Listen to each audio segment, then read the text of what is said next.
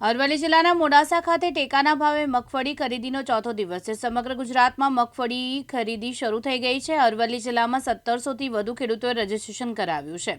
સવારથી ખેડૂતો મગફળી વેચવા ઉમટી પડ્યા હતા। અરવલ્લી જિલ્લામાં કુલ 6 કેન્દ્રો પર ટેકાના ભાવે મગફળી ખરીદીની કામગીરી પૂરતે આયોજન કરવામાં આવ્યું છે। ખેડૂતોને મગફળી વેચવા માટે મેસેજ આવ્યા બાદ સવારથી જ કેન્દ્રો ખાતે પહોંચ્યા। તંત્ર દ્વારા 3 વજન કાંટા ગોઠવીને મજૂરો દ્વારા મગફળી તોલવાની કામગીરી કરાઈ રહી છે। ખેડૂતોને કોઈ તકલીફ ન પડે તેનું ખાસ ધ્યાન રાખવામાં આવ્યું છે। હું આજે આ ટેકાની ખરીદી જે સરકારશ્રીએ કરી છે એમાં અમારું ટ્રેક્ટર લઈને આવ્યા છીએ, પણ અહીંયાની વ્યવસ્થા, કામકાજ અને બધું વ્યવસ્થિત છે અને એનાથી અમને સંતોષ છે।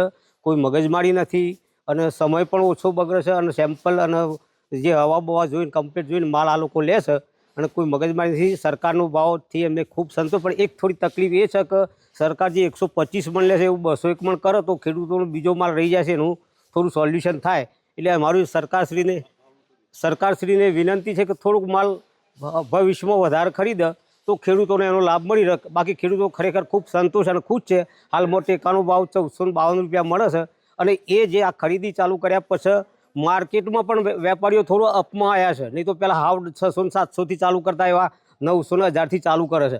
એટલે સરકારનો ખૂબ ખૂબ આભાર। તાલુકો મોડાસા, જિલ્લો અરવલ્લી, સરકારશ્રીના ખરી કેન્દ્ર ટેકા ઉપર હું આજે મારું અહીંયા ટ્રેક્ટર લઈને આવ્યો છું।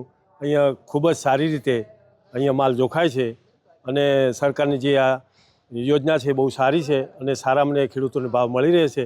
બજારમાં જ્યારે વેચવા જઈએ છીએ ત્યારે અત્યારે ભાવ 1000થી 1200ની આસપાસ અમને મળે છે, પણ સરકાર તરફથી અમને આ વિશેષ લાભ મળે છે।